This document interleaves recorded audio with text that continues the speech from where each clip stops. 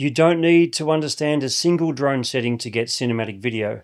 These 7 automated functions are already sitting inside your drone waiting to be used, and in this video I'm going to show you exactly how to activate each one, what shot it creates, and how to get great footage on any beginner drone starting from your very next flight. Now in this video I'm using the new Potensic Atom 3 and we'll be using a whole bunch of its automated functions. But nearly all of these automated functions are available on most beginner drones, so whatever drone you're flying right now, you'll be absolutely fine following along. Let's get into the first move. The first move we're going to use is called the circle, and this move alone can give you 4 completely different shots from a single automated function. The first way we're going to use this is to get a nice wide circle of the whole location. This gives your viewer a full sense of where they are, and it's the perfect establishing shot to open a sequence or set the scene. And this is how you do it. So I'm going to go up a little bit to make sure that we're clear of all the cliffs on this beautiful bay that I'm filming in. Then all I need to do after that is to drag my finger over the object that I want to rotate around and select it. And in this case, it's the cliff's edge. Then all I need to do is select circle and then go, and the drone will do its thing. This is a long move, so I'll speed it up a bit for the sake of this video. And now for this next one, I'm going to bring it in a little bit closer. I'll just sit above the surface of the water around these sections of rock. I'm going to select this rock as my subject, and then select circle and select go again, and straight away you've got a completely different feel from the same type of move. That low angle adds real depth to your footage and makes even a simple location look more dramatic. I am going to stop this one early by hitting the red X, as I don't want to get too close to the cliffs because these little drones don't like smashing or swimming. The next circle move I'm going to do is a little bit different. You can use the circle function to push it even further and fly the circle right up close to the cliff face like this. In this case, I'm going to circle this rock, and you can see me watching the drone in the video because you need to make sure that the drone doesn't fly into the cliff face, so you need to cancel the automatic function before the drone reaches the cliff's edge. The drone won't do that for you, so keep your finger ready on the cancel button the whole time. And this last one is my favorite of the circle clips. I'm going to flip it to a top-down shot, and I'm going to focus on the ladder going down to the beach. Now once I select the ladder, you would think it would just rotate in a circle because I'm filming straight down, but it doesn't. The drone still flies in a circle, so you get that completely different perspective from the same move, and you can chop up the parts you need for the edit later. And if you're wondering where I'm going to use these shots, stick around to the end of this video, as I'm going to show you exactly how all these shots come together in the edit, so you can see exactly what's possible when you combine them all. But first, let's look at move number 2. The pull-away shot is one of those shots that looks incredibly cinematic, but it is actually really hard to fly manually because you've got to fly backwards and upwards at the same time while keeping everything smooth and level. And for a beginner, that's a lot to think about, and the automated function takes all that away from you completely. And what we're doing here is we're starting close to the staircase that runs down to the beach. All I have to do is select the object like we did before, but this time make sure you select pull away in the menu before you hit go. As the drone pulls back, you start to see the real scale of the staircase, how long it is, how steep the drop is, and that sense of scale is what makes this shot so powerful. Next up, we have a shot of me just standing at the base of this cliff, and I'm going to move the drone to start closer in on me before pulling back and up. When you combine a person in the foreground with the landscape opening up around it, you create instant visual depth, and the automatic function keeps it perfectly smooth the whole way through. Now the next move is very similar, but I want to show the isolation and the scale of this bay. So this shot takes it all the way out, pulling back even further and higher into a wide shot. This is the kind of shot that looks like it came straight out of a documentary, and your drone does it automatically for you. So 3 completely different pull-away shots, 0 manual flying, and you've got footage that would have taken a lot of practice if you're filming manually. And remember, we're going to see all of these cut together in the edit at the end of the video, but first let's move on to move number 3. The rocket shot is another one that looks deceptively simple, but is actually quite difficult for a beginner to pull off manually, because you're flying straight up while tilting the camera down at the same time. And without practice, that combination almost never comes out very smooth. But the automated function does both of those movements together perfectly every single time.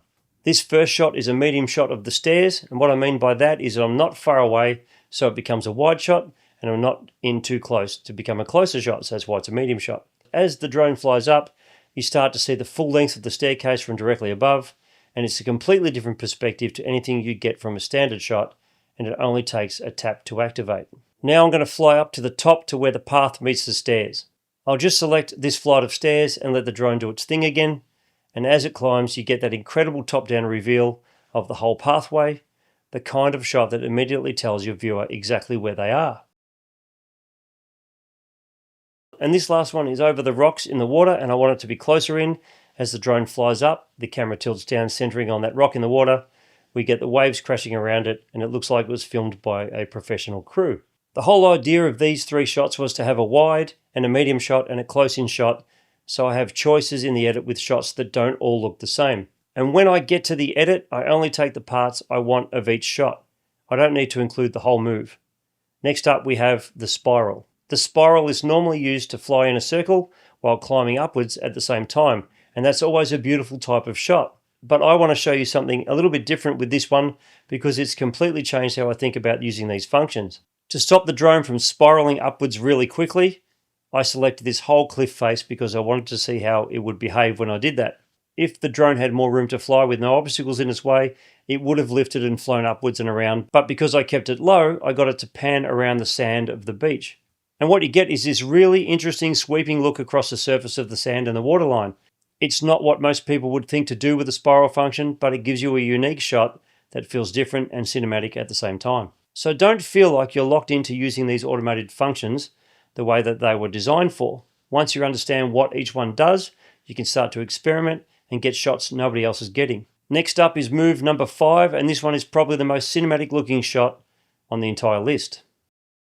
The dolly shot is a shot you've seen in movies hundreds of times, even if you didn't even know what it was called. It is sometimes called the vertigo shot because it was used in Alfred Hitchcock's movie called Vertigo. But for me personally, I like the use of it in the movie Jaws. To do this shot manually, you have to fly backwards while zooming in at the same time or fly forwards while zooming out. And getting that perfectly smooth and synchronized is really difficult to do manually.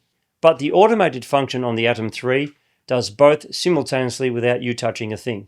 The first shot I'm going to use this on is the stairway again, and what the dolly zoom does here is show the terrain in a completely different light. The staircase stays roughly the same size in frame, but the background shifts in a way that almost feels like it's surreal. It gives the location a sense of drama that a standard shot just can't replicate.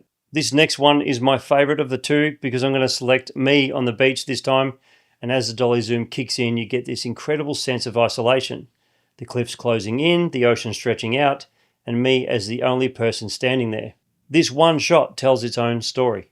Now, one thing I will say about the dolly zoom is don't overuse it. It's an acquired taste, and a little goes a long way. Use it once or twice in a video to add something unexpected, and then move on. Next up, this move is going to turn your drone into a tracking camera. If you are alone on the beach like I am here and you're trying to film yourself walking with a drone without using the automated tracking function, it's almost impossible because you're trying to fly the drone, keep it at the right height, maintain the right distance, and keep yourself centered in frame all at the same time. It never looks natural because it always looks like you're flying a drone because you'll be doing this the whole time. But the automated tracking function locks onto you and does all of that automatically for you. This time I'm going to select me by dragging my finger across the screen, but instead of using the quick shots menu, I'm going to use AI track and then choose follow. You have to be above 4 meters for this function to work on most drones, but once I hit go, the drone now follows me from behind as I walk along the beach at a medium height. And what you get is this really natural looking follow shot with the sand and the water stretching out around me. It looks like a dedicated camera operator is following me. Now this next move gives you a different tracking option. I've positioned the drone out over the water, and I'm going to use parallel track so the drone will fly sideways while I walk along the beach. And that parallel angle with the ocean in the foreground and me walking gives you a really cinematic side profile shot that would be incredibly difficult to pull off manually.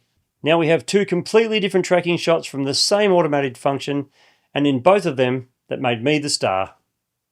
Next up is the move that's going to take everything we've done with tracking and make it even more interesting. The last move on the list is called low track, and this one is genuinely like something out of a Hollywood film set. Normal tracking follows you from a standard flight height of above 4 meters, but low tracking brings the drone right down to ground level and follows you from there. And it's like having your own personal cameraman. Now there are a couple of things you need to do before you use this one.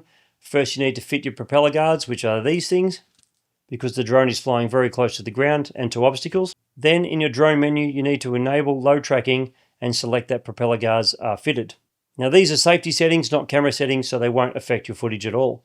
They just tell the drone that it's safe to fly. A quick note about this specific function is only available on the Potensic Atom 3 or the DJI Neo, Neo 2 and the Hover Air X1. If you're on a different drone, the other 6 moves in this video will still work perfectly for you. So all you need to do now is select me again in this case, then make sure you've selected AI track down in the bottom menu and select follow and hit go, and it will track you as before.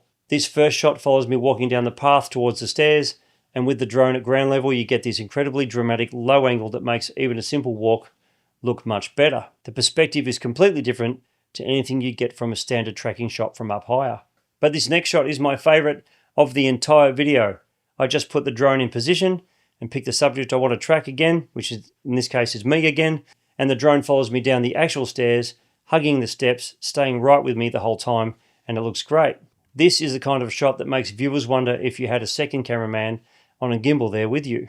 Now let's head to the edit and I'll show you how all these shots come together with a finished cinematic sequence.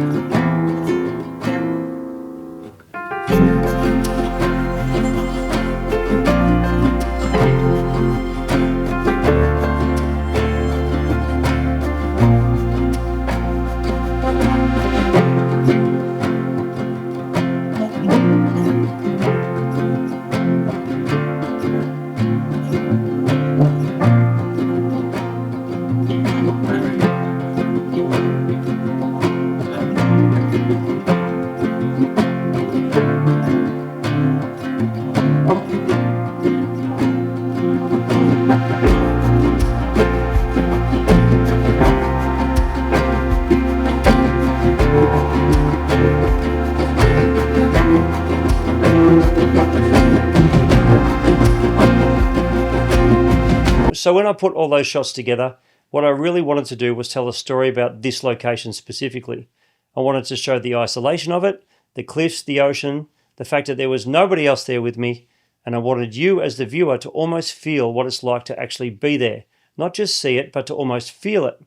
And every single one of those shots was done on automated functions, with 0 camera settings touched. Now, if you want to take this further and start building a set of go-to shots you use every single time you fly, shots that work on any location with any drone, then watch this next. It's called the 6 cinematic drone shots I use every time I fly, and it's going to give you a repeatable system you can take with you the next time you're out.